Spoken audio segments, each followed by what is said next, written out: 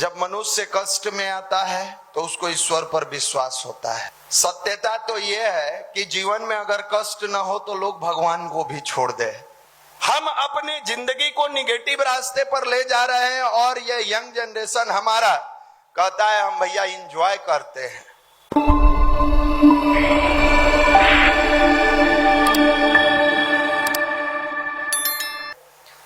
अभी बताया जा रहा था हम ईश्वर के साथ अगर जुड़े रहें तो जीवन की संपूर्ण समस्याओं का समाधान अपने आप होता चला जाएगा।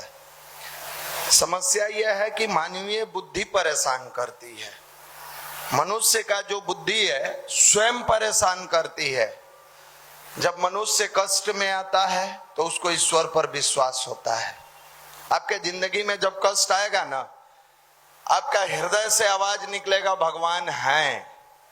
जैसे ही सुख आता है पैसा है, भगवान हम नहीं है, तुरंत आदमी भूल जाता है।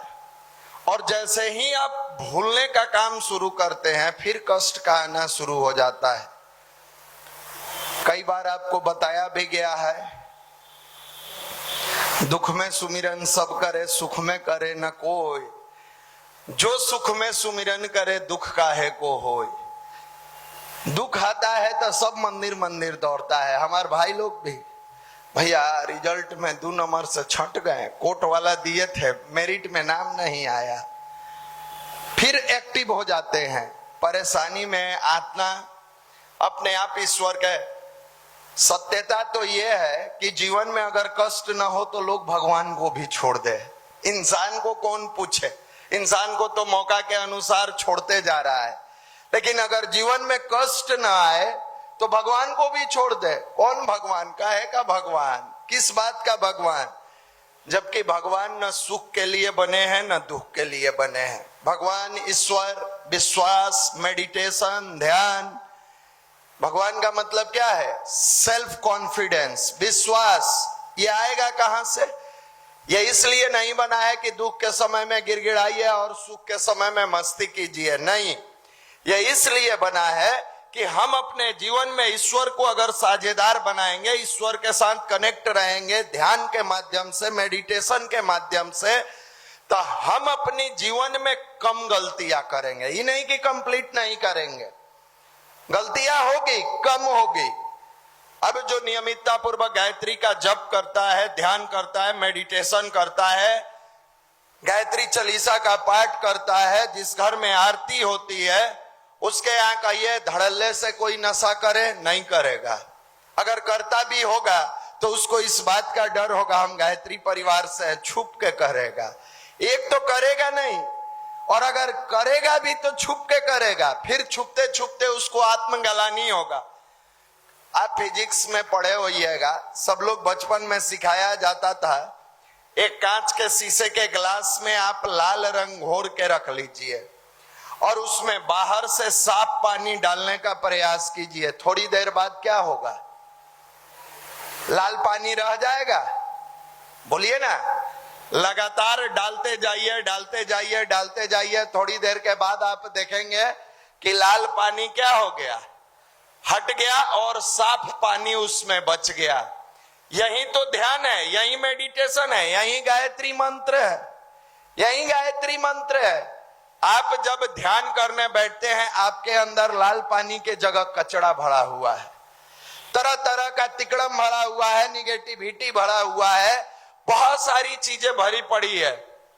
आप जब बैठते हैं मेडिटेशन करने, ध्यान करने अपने इष्ट, अपने मालिक, अपने गुरु के पास, तो बाहर से आप जो डालते हैं वो साफ पानी जैसे डालते थे ग्लास में, वैसे ही आप अपने अंदर बार बार वो पॉजिटिव भाव डालते हैं, पॉजिटिव चीजों को डालते हैं, और लगातार डालते डालते डालते जो आपके अंदर का निगेटिव चीज है वो धीरे धीरे धीरे समाप्त हो जाता है। लेकिन जिस प्रकार उस कांच के गिलास में लगातार साफ पानी डाले तब कलर वाला हट के साफ बना, ठीक उसी तरह हमारे जीवन में लगातार गायत्री मंत्र की अगर साधना होती रही, ध्यान होता रहा, महापुरुषों की जीवनी पढ़ते रहे, अच्छी पुस्तकों का स्वाध्याय करते रहे, सत्संग से जुड़े रहे, अच्छे लोगों को साथी बनाते रहे, फिर जब मुड़ कर देखिएगा आपकी जिंदगी करोड़ों में एक होगा। लाखों की हम बात नहीं कर रहे हैं। जिस कलयुग में टॉर्च मारकर घूमिए तो हर घर में खोजना पड़ता है कि इस घर में कोई नशा करने वाला व्यक्ति तो नहीं है। आप अपने गांव से उठाइए, अपने रिश्तेदार से उठाइए, लगभग जगह जब आप झांकिएगा तो देखिएगा कि हर घर में एक नशा करने वाला मिनिमम। ये क्या है? हम अपनी जिंदगी को निगेटिव रास्ते पर ले जा रहे हैं और ये यंग जनरेशन हमारा कहता है हम भैया इंजॉय करते हैं, हम इंजॉय करते हैं। एक बार हम दिल्ली गए इधर एक आध साल पहले, तो एक हमारा भाई ही है, वहां कज्जन लगेगा है, तो कहा कि भैया आप अपने लाइफ को एंजॉय नहीं करते हैं। तो हम उससे पूछे कि तुम्हारे नजर में एंजॉय की परिभाषा क्या है? कहा कि पैसा कमाते हैं तो थोड़ा सिगरेट वगरेट पिया कीजिए।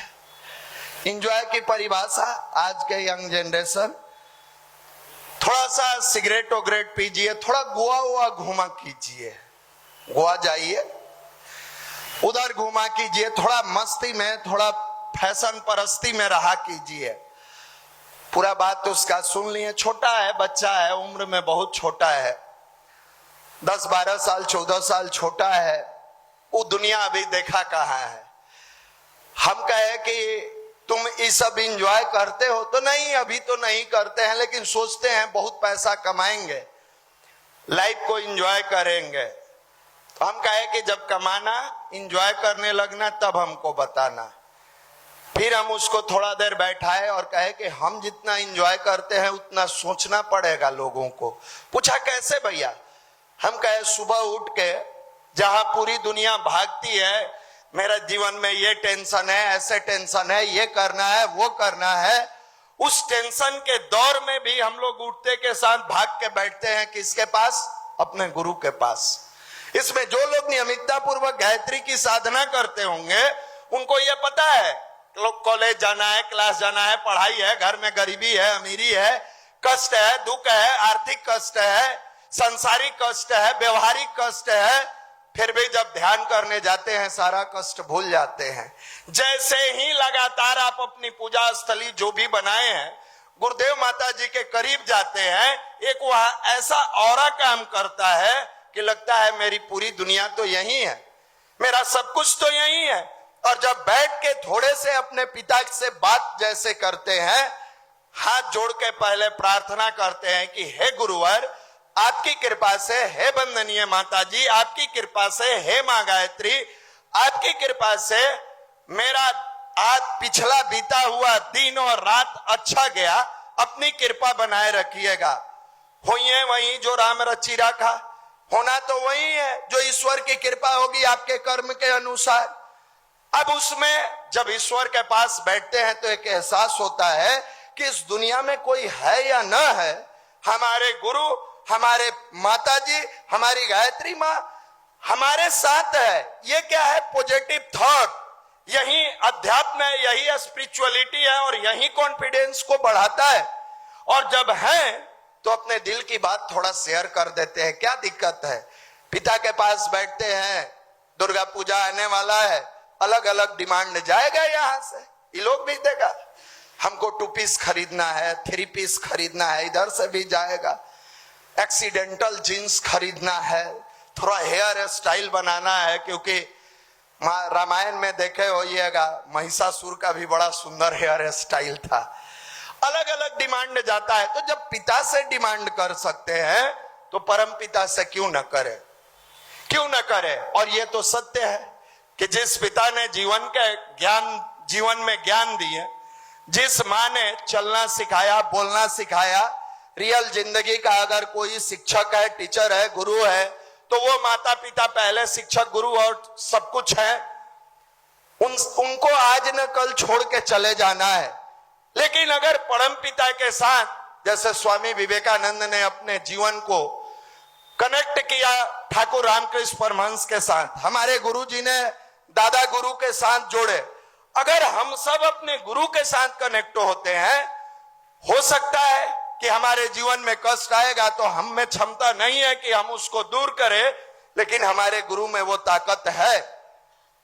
जब इस भाव से वहां संवाद करते करते आंख बंद करते हैं और मन ही मन गुनगुनाते हैं, प्रार्थना करते हैं, गुहार करते हैं, उस गायत्री मंत्र के साथ धीरे धीरे धीरे वो सूर्य के प्रकाश की किरणें आपके निगेटिव थॉट को मारते हुए आपके अंदर के ऑरा को पॉजिटिव बना देता है, आपके भाव को पॉजिटिव बना देता है, आपके कॉन्फिडेंस को पॉजिटिव बना देता है। जैसे ही ध्यान का तीसरा, चौथा, पांचवा, छठा, 10वां मिनट आता है, 10वां मिनट आते आते ऐसा भाव में आदमी डूब जाता है कि फिर लगता है कि बस एक ही चीज रहे, न मैं रहूं न मेरी आरजू रहे, बस तू रहे, तेरी आरजू रहे, इसके अलावा दुनिया में कुछ नहीं चाहिए। और इसी भाव से, इसी इमोशंस के साथ जब आप गहरी ध्यान में जाते हैं, प्रार्थना में जाते हैं, ध्यान तो ऊंची चीज है, प्रार्थना में जाते हैं और बार बार प्रार्थना करते हैं उस प्राण स्वरूप, दुख नाशक, सुख स्वरूप, श्रेष्ठ, तेजस्वी, पाप नाशक, देव स्वरूप परमात्मा को हम अंतरात्मा में धारण करते हैं। हे परमात्मा, हमारी बुद्धि को सन्मार्ग में प्रेरित कीजिए। 30 मिनट नियमितता पूर्वक गायत्री की साधना करने वाला व्यक्ति बिना नागा किए हुए 3 साल अगर करता है, उसके जीवन में आयु, प्राणम, प्रजा, पशु, कीर्ति, द्रविड़म, ब्रह्मचर्य, स्मय्यम दत्वा ब्रजत्य ब्रह्मलोकम। दुनिया की कोई ताकत नहीं है कि उस व्यक्ति को कंगाल बना दे, दुनिया में कोई ताकत नहीं है जो उसको बुरे रास्ते पर चला दे। ये भाव जब उसको समझाएं, वो खुद मेडिटेशन करने लगा और आज कहता है भैया जिंदगी का मजा ध्यान में है, गीता का पाठ करता है। आज कहने का मतलब क्या है, युवा भटका हुआ नहीं है, युवा को भटका दिया जाता है। अगर इसको अच्छे राह पर चला दिया जाए, दुनिया में कोई इसको आगे बढ़ने से नहीं रोक सकता है। और इसी के लिए विगत 30 वर्षों से यह प्रांतीय युवा प्रकोष्ठ पटना बिहार पूरे युवाओं के उज्जवल भविष्य के लिए कार्य कर रहा है। हम लोगों को क्या है, एक ही चीज है कि घर से जब आते हैं बड़ा स्नेह और प्यार से आपको यहाँ भेजा जाता है, बड़ी उम्मीदों के साथ भेजा जाता है कि बाबू जाना और अपने कैरियर को बनाकर आना, अपने जीवन को संवार कर आना। किस लिए? आपके माँ बाप को आपसे बहुत उम्मीदें हैं।